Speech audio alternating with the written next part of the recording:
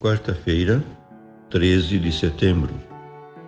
Meu querido irmão, minha querida irmã, estamos entrando na sua vida e muito gostaríamos de entrar no seu coração para aí semear a palavra de Deus, que é sempre a grande orientação para a nossa vida. Nessa quarta-feira celebramos a memória de São João Crisóstomo, bispo e doutor da Igreja.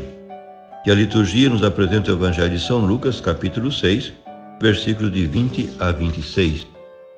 Naquele tempo, Jesus, levantando os olhos para os seus discípulos, disse: Bem-aventurados vós, os pobres, porque vosso é o reino de Deus.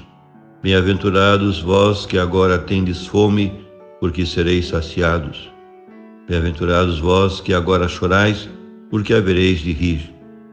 Bem-aventurados sereis quando os homens vos odiarem, vos expulsarem, vos insultarem e amaldiçoarem o vosso nome por causa do Filho do Homem. Alegrai-vos nesse dia e exultai, pois será grande a vossa recompensa no céu, porque era assim que os antepassados deles tratavam os profetas. Mas ai de vós ricos, porque já tendes vossa consolação. Ai de vós que agora tendes fartura, porque passareis fome. Ai de vós que agora rides, porque tereis luto e lágrimas. Ai de vós quando todos vos elogiam.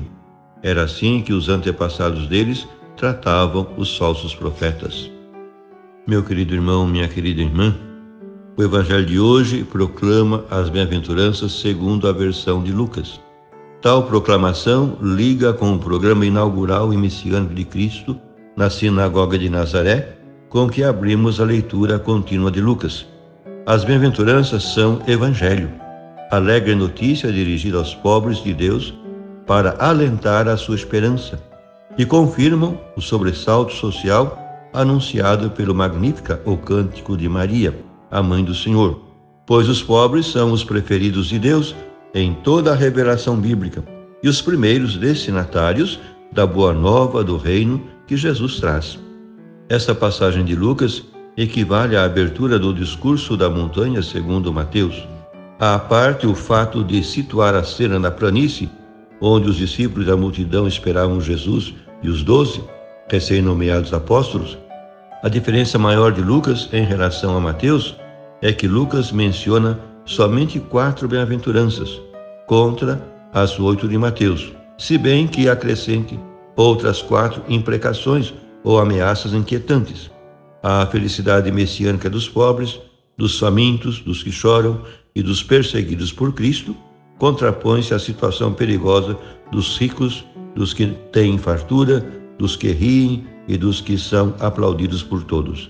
As bem-aventuranças na boca de Jesus são proclamação profética da chegada do reino de Deus na sua pessoa, mas proclamação paradoxal que inverte a escala de critérios e valores em uso. Se os pobres e famintos, os que choram e os perseguidos são felizes, não é pela sua triste situação, como é óbvio, mas porque gozam do favor de Deus, que lhes dá o reino. As bem-aventuranças assinalam, além disso, o espírito e as atitudes dos que optam pela nova lei evangélica de Jesus, cujo modelo supremo é Ele próprio. Por isso, constituem um sinal de identificação segura do discípulo de Cristo, pois são o compêndio do Evangelho de Jesus, uma síntese e um avanço de ideias, cujo desenvolvimento encontraremos em todo o conjunto da mensagem de Cristo.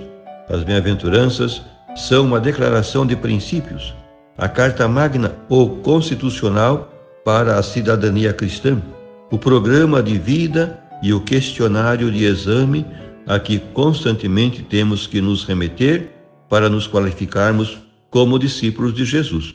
Uma reprovação nesta prova seria francamente alarmante.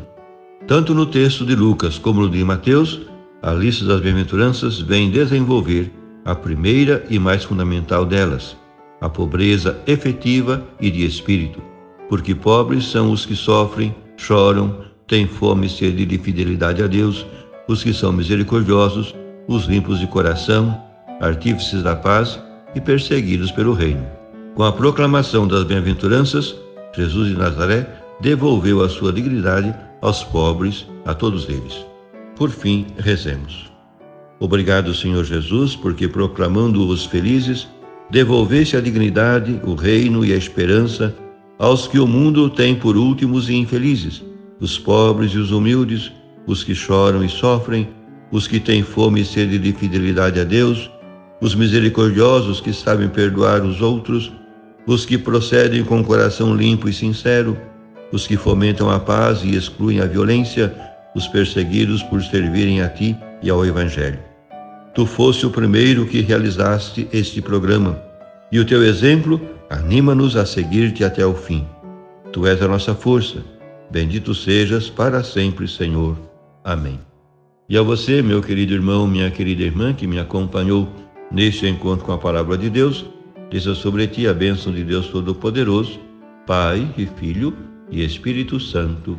Amém.